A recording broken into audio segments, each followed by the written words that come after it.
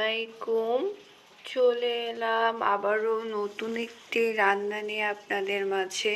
আমি এখানে গরম তেলে প্রথমে পেঁয়াজ কুচি দিয়ে দিলাম, এরপর রসুন বাটা দিয়ে দিচ্ছি,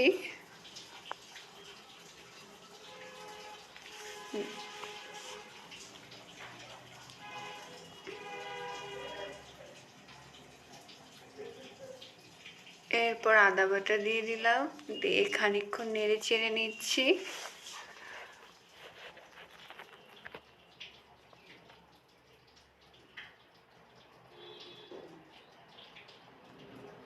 এখন আমি এখানে বাটা মশলা দিয়ে দিচ্ছি, বাটায় বাটা মশলা দিয়ে আবার খানিকক্ষণ নেড়ে চেড়ে নিচ্ছি।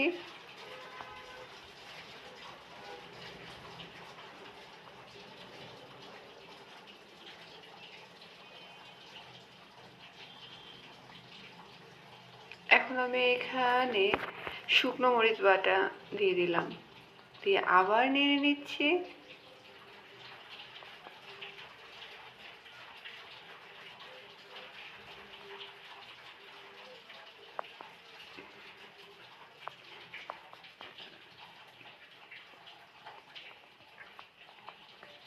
এখন আমি যা করব, আমি এখানে দুটো তেজপাতা দিয়ে দিচ্ছি, তাতে ঘ্রাণটা একটু ভালো বের হবে।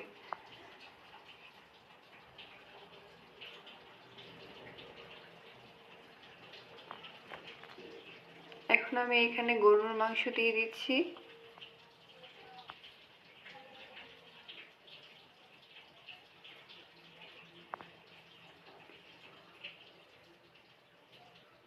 গরুর মাংস দেওয়ার পর আমি খানিকক্ষণ নেড়ে চেড়ে নিচ্ছি।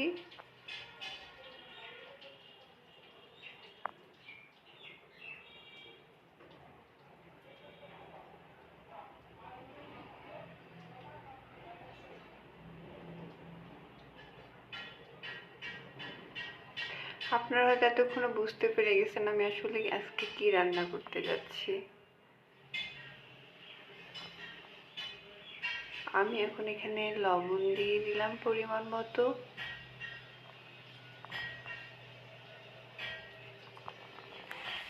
হলুদ দিয়ে দিচ্ছি, আবার একটু হলুদ দিলাম,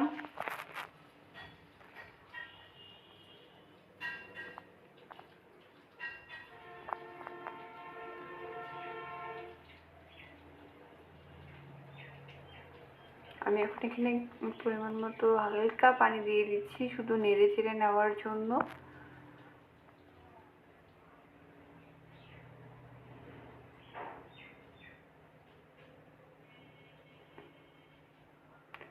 আমি এখন এটাকে ভালোভাবে নেড়ে নিচ্ছি।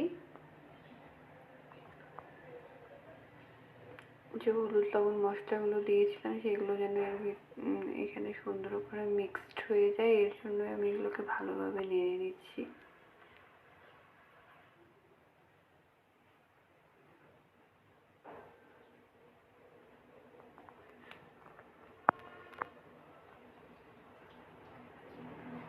আমার নাড়া প্রায় শেষ হয়ে গেছে, সবগুলোতে সুন্দরভাবে সব কিছু ঢুকে যাচ্ছে। আমি এখন আবার এখানে পানি দিয়ে দিচ্ছি মাংসটা হালকা সিদ্ধ হওয়ার জন্য। মাংসটা হালকা সিদ্ধ করব আমি আগে এই কারণে, যাতে আমি যখন কষাবো মাংসটা অনেক সুন্দরভাবে কষা হয়। এই যে আমার পানি কমে এসেছে,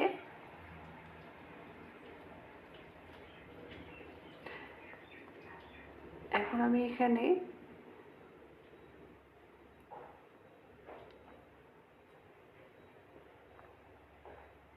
চুই ঝাল দিয়ে দিচ্ছি। এটাই হলো আজকের রেসিপি, চুই ঝাল দিয়ে গরুর মাংস রান্না। আপনারা অবশ্যই অনেকেই খেয়েছেন অথবা অনেকে নাও খেতে পারেন, কারণ আমিও আগে আসলে খাইনি। আমার যশোরে এসে আমার প্রথম চুইঝাল দিয়ে মাংস রান্না খাওয়া হয়েছে। আমার আমার মোটামুটি না, আমার খুবই ভালো লেগেছে, এর জন্য আমি এখন থেকে আমি যখনই মাংস রান্না করি আমি চুইঝাল দিয়ে রান্না করি। এই যে আমি এখন গোটা রসুন দিয়ে দিলাম, আমার গোটা রসুন খেতে খুব ভালো লাগে, তাই আমি মাংসের মধ্যে গোটা রসুন দিয়ে দিয়েছি। আমার মাংসের মধ্যে আলু খেতেও ভালো লাগে, তাই আমি একটা আলু দিয়ে দিয়েছি। আমি এই যে নেড়েচেড়ে নিচ্ছি, এই যে আমার দেখুন নেড়েচেড়ে সুন্দরভাবে আমি ভালোভাবে কষিয়ে নিচ্ছি, একদম কালা ভুনা করে ফেলছি। আমি আজকে কালা ভুনা করবো না, আমি একটু হালকা ঝোলঝোলই রাখবো। আর আমি আজকে চুই ঝাল দিয়ে গরুর মাংস রান্না করতেছি, একটু হালকা ঝোল রেখে দেবো ওর জন্য। এই যে আমি এখন পানি দিয়ে দিচ্ছি। পানি দেওয়ার কারণ আমি হালকা তখন পানি দিয়েছিলাম গরুর মাংসটা সিদ্ধ হওয়ার জন্য, যাতে আমার কষালে সম্পূর্ণ মশলাগুলোর ভিতরে ঢুকে যায়। আর এখন আমি পানি দিয়ে দিলাম মাংসটা সম্পূর্ণ সিদ্ধ হওয়ার জন্য, এবং এখানে আমি হালকা ঝোলের পানিও দিয়েছি। এর মধ্যেই সিদ্ধ হয়ে যতটুকু ঝোল থাকবে সেইটুকুনি, আসলে এর থেকে বেশি ঝোল আমি রাখবো না। এই যে আমি এখন রসুনগুলো এগুলো সব যেন সিদ্ধ হয়ে যায়, তার সেই জন্য অপেক্ষা করছি যে আমার সিদ্ধ হয়ে গিয়েছে এবং আমার রান্না এখানে চলে এলাম বাটিতে পরিবেশন করার পর।